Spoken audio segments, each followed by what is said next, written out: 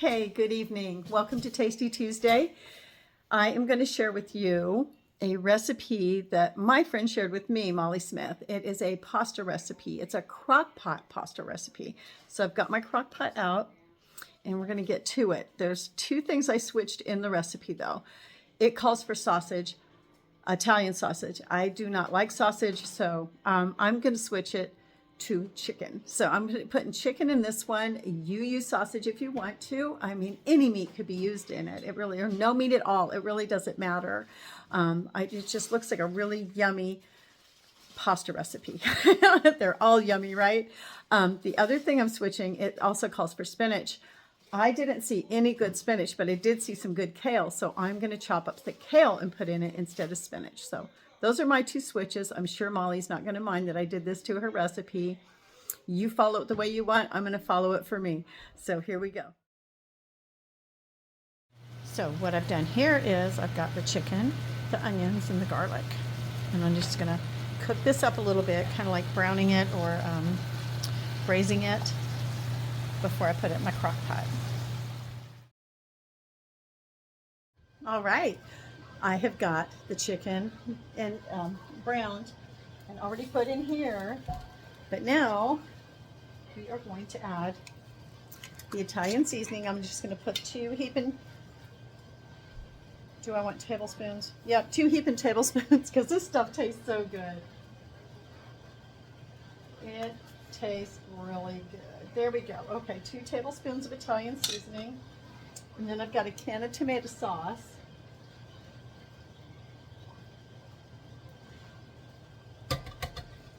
And then, whoops, diced tomatoes. Kind of went off center from the camera there, didn't I?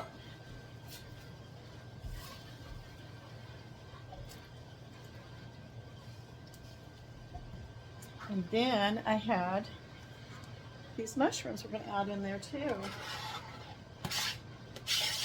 Then I'm going to put the lid on it and let it go for at least a few hours.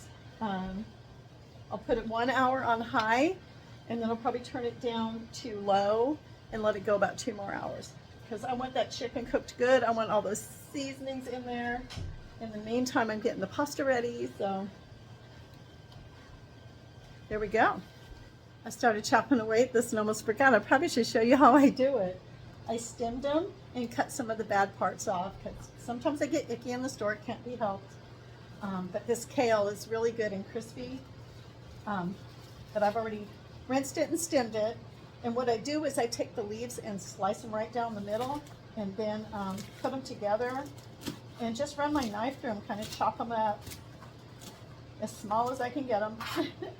I've already got most of it in the pot here, but it cooks down real nice, kind of like how spinach does. So, but see the leaf there?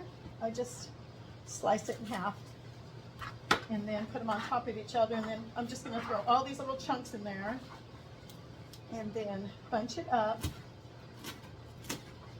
and then chop. All right, there goes the kale on top. It's done. It's done. I'm getting ready to put some in a bowl and eat it.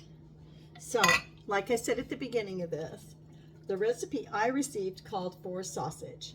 And if I can, I'm going to add some kind of a shot or just tell you, reach out to me and I can give you that specific recipe that was given to me by my friend Molly Smith.